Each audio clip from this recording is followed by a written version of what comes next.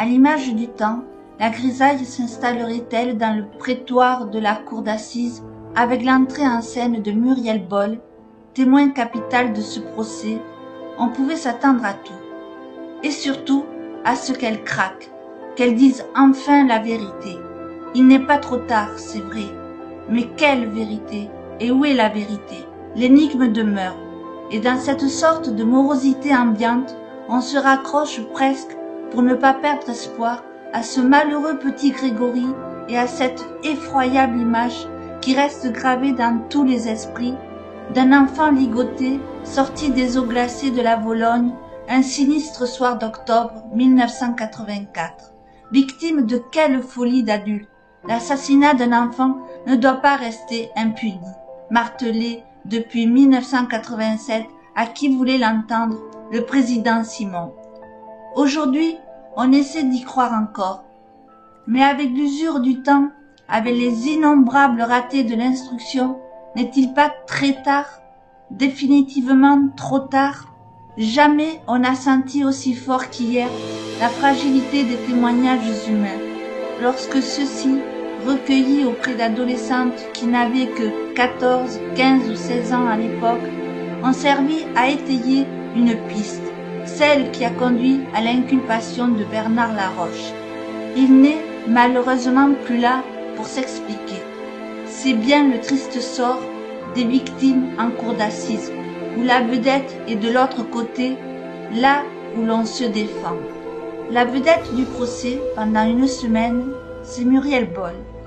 Difficile de ne pas la voir sous le crépitement des appareils photo et les projecteurs des télévisions. Elle a bien supporté le choc et n'a pas joué à cache-cache, comme l'ont fait avant elle tous les autres acteurs de ce procès, à tous égards bien inhabituels. La gamine d'il y a 9 ans n'a guère changé, ni dans le langage assez pauvre, ni dans l'allure générale. 9 ans après, c'est bien la première fois qu'on l'entend à la barre des témoins, dans ce prétoire où est revenue Christine Villemain, assise près de ses avocats. Cette dernière restera là sans doute jusqu'au verdict, maintenant qu'elle n'est plus appelée à témoigner. Le président annonce d'emblée le programme de la journée. Il est question aujourd'hui de la journée du 16 octobre 1984 et particulièrement des conditions dans lesquelles vous êtes sorti du CES de Bruyères et vous avez regagné votre domicile. Le 16 octobre, dit-elle. J'étais en classe au collège de Bruyères. Je suis sortie à 16h55. Je me suis dirigée vers mon car. Dès que le car est parti, je me suis rendue au domicile de la tante de Bernard, Louisette Jacob, à Aumonzé. Quand je suis rentrée, Bernard était là, avec Sébastien sur ses genoux. Il y avait Louisette. J'ai fait mes devoirs dans la salle où il y avait la télévision. Un point, c'est tout. Le président interroge. Ce qu'il y avait à la télévision?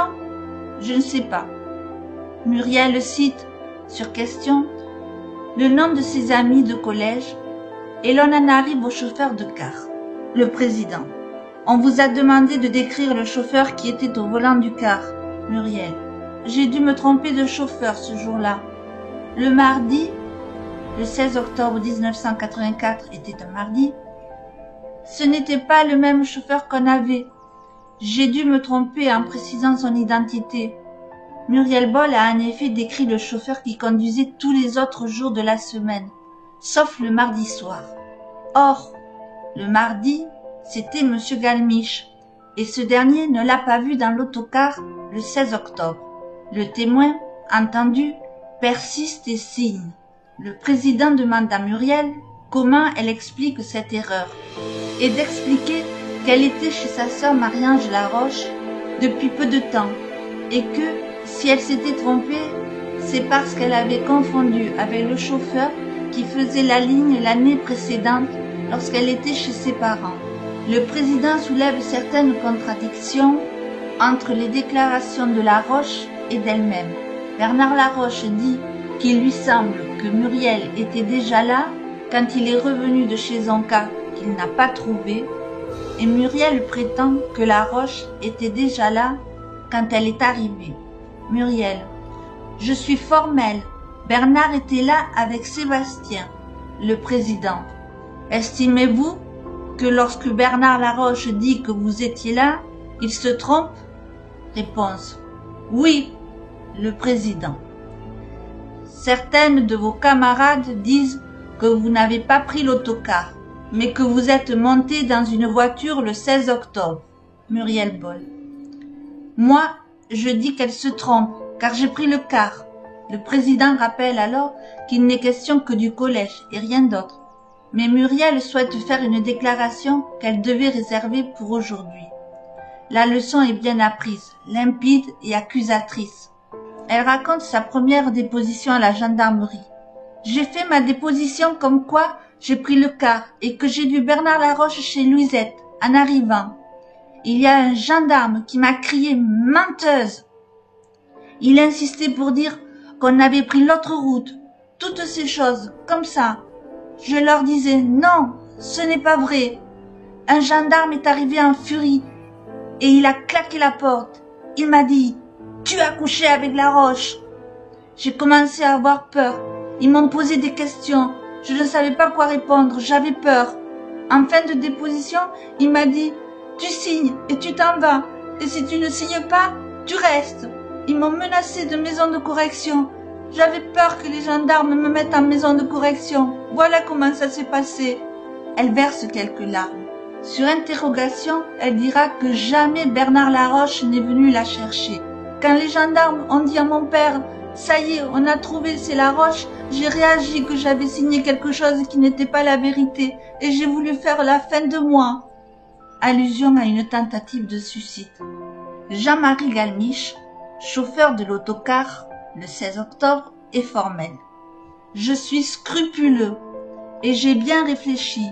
Le 9 octobre, Muriel est descendue à Aumonzé et je me suis dit que c'était la rousse que je voyais l'année avant sur la ligne de l'Aveline, le domicile de ses parents. J'ai pensé qu'elle avait déménagé. Aussi, j'ai observé et le mardi suivant, le 16, je suis formelle, elle n'était pas dans l'autocar, je l'ai revue le mardi 23 octobre. La partie civile fait remarquer qu'elle n'était pas en classe le 23 octobre. Peut-être, dit le témoin, mais je maintiens, elle était dans le car le soir. Maître Velzer, vous mettriez votre tête à couper en affirmant l'avoir vue le 23 octobre? Le chauffeur, oui. Un peu plus tard, le président donne lecture d'un rapport du 18 avril 1985 du directeur du collège de Bruyères à l'inspecteur d'académie, selon lequel Muriel n'a pas repris la classe depuis le 23 octobre, sa mère ayant estimé attendre le dénouement de l'affaire Grégory du fait qu'elle avait reçu des lettres de menaces. Les versions des condisciples de Muriel Boll sont aussi caduques. Certaines disent l'avoir aperçue dans le bus scolaire, d'autres non. D'autres encore l'ont vue ou imaginée dans une voiture du type 305 Ribert, en tout point semblable à celle de Bernard Laroche. Nelly Demange, 14 ans en 1984, est catégorique. J'ai vu Muriel Boll dans le car scolaire le 16 octobre à 17h. Le président lui soumet plusieurs de ses déclarations, parfois contradictoires. Elle explique que les gendarmes, encore eux, avaient fait pression sur elle en la menaçant de l'embarquer si elle maintenait sa version initiale. Son père, Marcelin Demange, confirme que les gendarmes étaient venus la voir à 5 ou 6 reprises. Après, elle a eu peur. Prostrée, la fillette a fait pipi sur elle. D'autres camarades de Muriel, en revanche, l'ont vue monter dans une voiture. C'est le cas de Claude Richard qui, tellement ému à la barre, se voit offrir un fauteuil, et de Sonia Pearson. Celle-ci a bien vu passer Muriel en voiture à la sortie du collège. Elle s'en rappelle parce que le 16 octobre, son père devait être hospitalisé. Inexact, rétorque le président. Votre père est entré à l'hôpital une première fois le 20 septembre 1984 et une seconde fois le 22 septembre 1984 et certainement pas le 16 octobre. Mademoiselle Pearson se rattrape aux branches, tente une sortie et finit par lâcher un peu lasse. On insistait tellement. Le gendarme Robert Lamirand, aujourd'hui à la retraite, le second à témoigner, est celui qui avait fait le plus peur à la jeune Muriel en lui posant la question de savoir si elle avait couché avec Laroche. Le témoin confirme ce point. C'est vrai, je lui ai posé la question une fois. Il fallait le faire. Sinon, on me l'aurait reproché. Je pense qu'elle a eu peur parce que j'ai peut-être une voix plus forte que les autres gendarmes. Maître Welser intervient. Pourquoi cela n'a-t-il pas été noté au procès-verbal? Le témoin. Parce qu'il n'y a pas eu de réponse. Le gendarme Lamirand se souvient que la jeune fille était un peu réticente au début de sa déposition, mais que ses collègues ont réussi à la mettre en confiance. À la fin de sa déposition, elle a semblé soulagée, précise le témoin.